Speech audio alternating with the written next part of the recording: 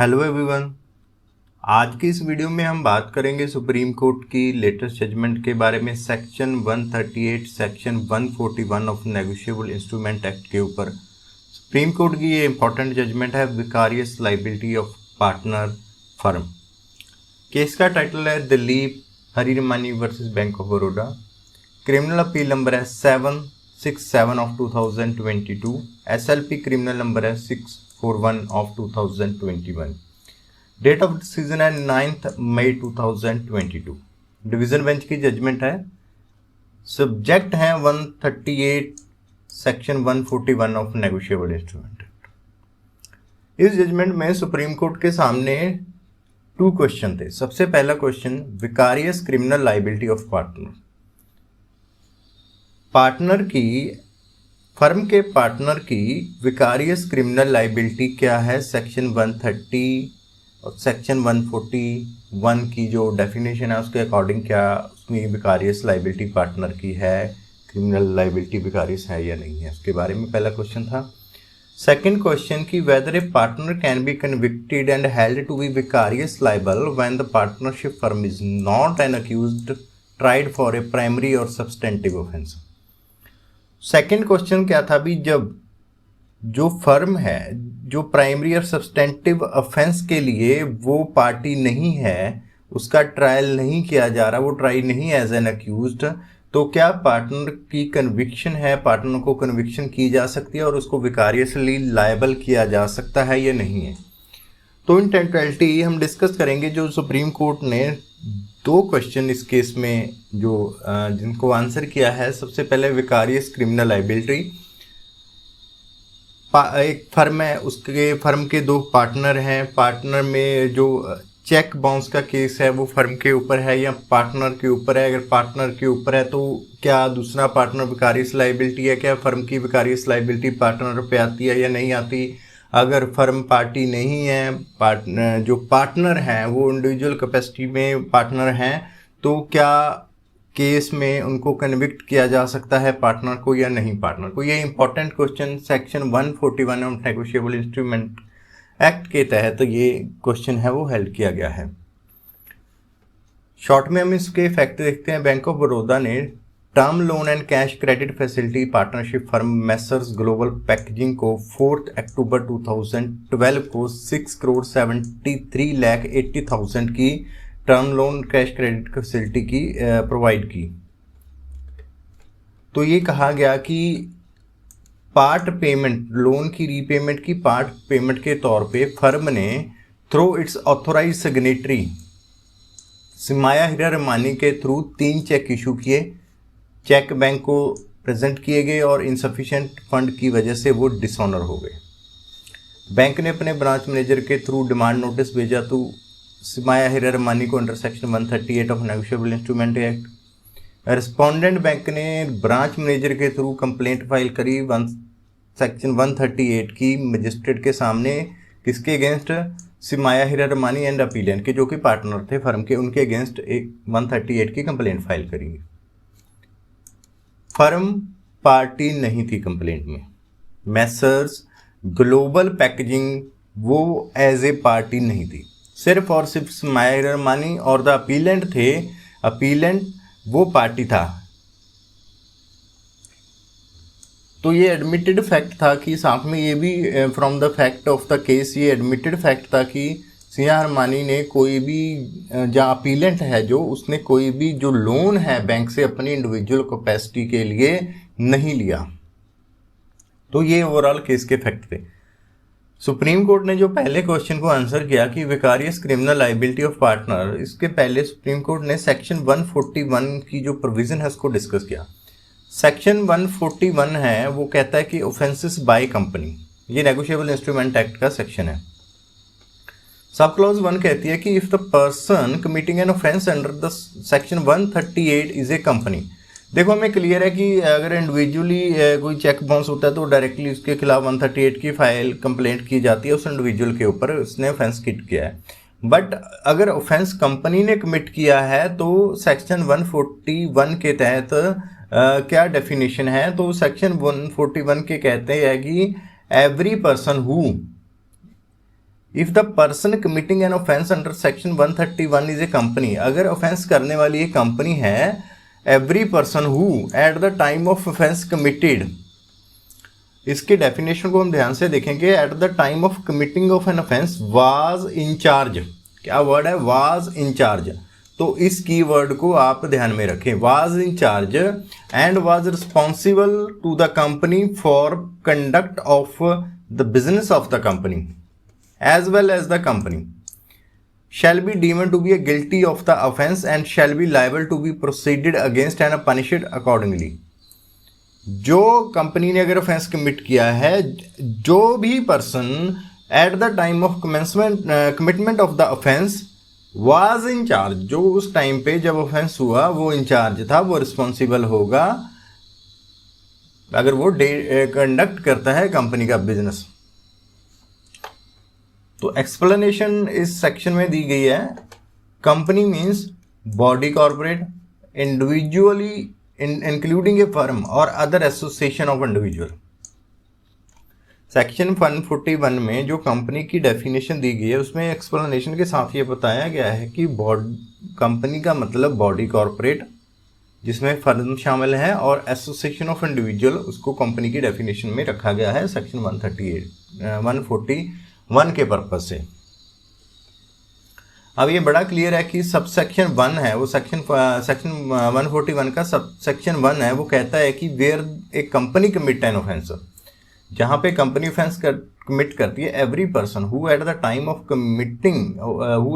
Of offence was committed was in charge of and was responsible to the company for the conduct of the business as well as company itself shall be deemed to be guilty of the offense।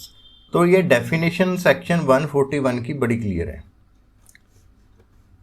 अब ये burden prosecution के ऊपर है कि वो show करे कि person prosecuted, जिसको प्रोसिक्यूट किया जा रहा है,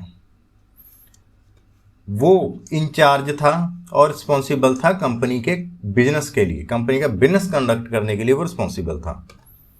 इसके लिए कोर्ट ने रिलाई किया है केस को National Small Industry Corporation Limited versus Harmeet Singh Pantel and other 2010 का केस, जिसमें सेक्शन 141 की गाइडलाइन प्रिंसिपल से वो ले डाउन किए गए थे।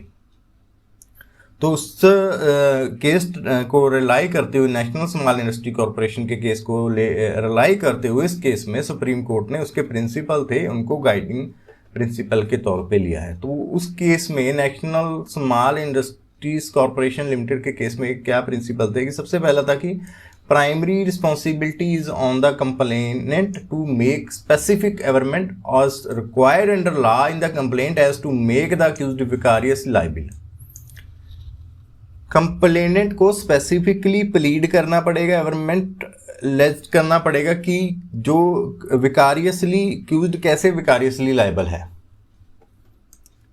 क्रिमिनल लायबिलिटी को फिक्स करने के लिए कोई प्रिजम्पशन नहीं होगी कि जो डायरेक्टर है वो ट्रांजैक्शन के बारे में जानता है, ये रिस्पॉन्सिबिलिटी कंप्लेनेंट की होगी।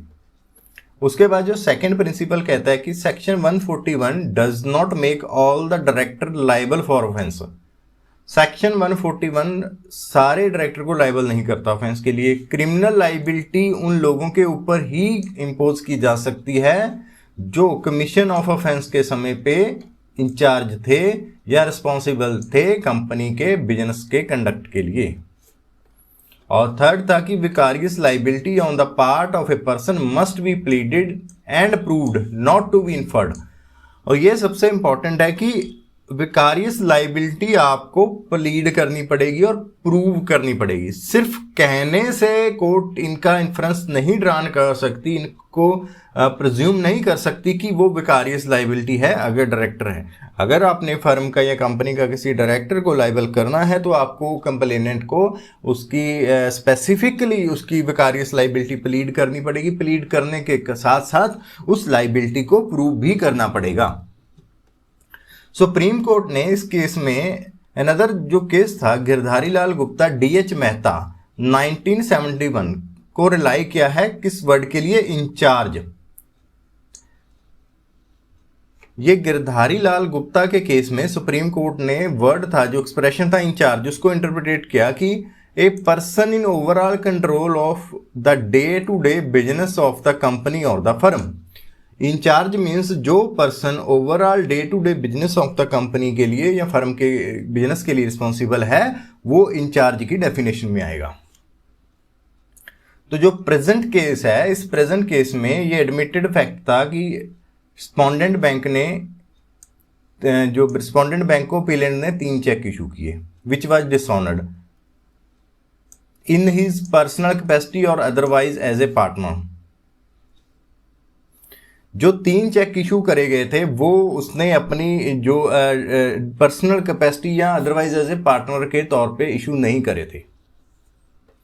In absence of any evidence led by prosecution to show and establish that the appellant was in charge and responsible for the conduct of the firm, prosecution इस केस में ये एविडेंस नहीं lead किया कि जो appellate है वो in charge था और रिस्पॉन्सिबल था कंपनी के अफेयर के लिए, कंडक्ट के लिए जो रिस्पॉन्सिबल था, डे टू डे कंट्रोल था उसका, वो इंचार्ज था। ये प्रूव नहीं हुआ।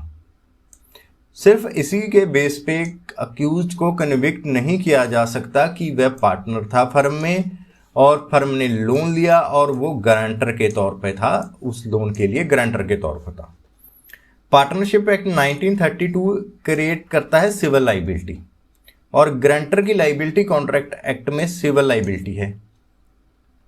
अपीलेंट में है सिविल लाइबिलिटी। इस केस में अपीलेंट की सिविल लाइबिलिटी तो हो सकती है, जो विकारियसली उसकी सिविल लाइबिलिटी है इंडियन कॉन्ट्रैक्ट एक्ट के मुताबिक वो हो सकती है, और वो लाइबल भी हो सकता है recovery of debt due to bank and financial institution act 1933 और securities and reconstruction financial assets and enforcement of security interest act 2002 में। इन एक्ट में वो सिविल लाइबिलिटी के लिए तो हो सकता है, but section 141 section 131 negotiable instrument के एक्ट उसको विकारियसली लाइबल नहीं किया जा सकता। तो विकारियस लाइबिलिटी क्रिमिनल लॉ में in terms of section 141 negotiable can not be fasten because of a civil liability, क्योंकि उसकी सिविल लाइबिलिटी है इसीलिए उसको क्रिमिनल विकारियस लाइबल किया जा सकता है। ये ऐसा नहीं हो सकता सेक्शन 141 के तहत। तो vicarious liability sub section 1 of section 141 के can be pinned when the person is in overall control of the day to day business of the company and firm. तो sub section 1 of section 141 negotiable instrument act के तहत विकारियस liability में तभी बांधा जा सकता है पर्सन को जब वो ओवरऑल कंट्रोल हो उसका day to day business of company के लिए और ये प्रूव किया जाए। सेकेंड क्वेश्चन जो सुप्रीम कोर्ट ने हेल्ड किया कि whether a partner can be convicted and held to be vicarious liable when the partnership firm is not an accused tried for the primary and substantive offence. जब partnership firm है वो as accused trial नहीं हो रहा उसका, तो क्या partner को कन्विक्ट किया जा सकता है, विकारियस लाइबिलिटी के लिए हेल्ड किया जा सकता है? तो प्रेजेंट केस में कंप्लेंट थी वो सेक्शन 138 नेगोशिएबल इंस्ट्रूमेंट के तहत सिमाया हिरमानी और द अपीलेंट उनके दोनों के खिलाफ थी। फर्म इसमें पार्टी नहीं थी, अक्यूज नहीं थी, ना उसको समन किया गया ना उसको ट्रायल किया गया। जब तक कंपनी या फर्म जिसने ऑफेंस कमिट किया एज ए प्रिंसिपल अक्यूज्ड उसको पार्टी बनाया नहीं जाता, वो पार्टी नहीं है, तब तक पार्टनर को विकारियसली लायबल नहीं किया जा सकता और पार्टनर को कन्विक्ट नहीं किया जा सकता। विकारियस लाइबिलिटी राइज होती है जब कंपनी और फर्म है कमिट किया है ऑफेंस वो प्राइमरी ऑफेंडर के तौर पर। तो सुप्रीम कोर्ट ने ये अपील अलाउ की और जो कन्विक्शन सेक्शन 138 में अपीलेंट की हुई थी उसको सेट असाइड किया। होप आप सभी को ये वीडियो अच्छी लगी होगी। अगर अच्छी लगी है तो वीडियो को लाइक करें, चैनल को सब्सक्राइब करें। Thank you for watching this video. Thank you.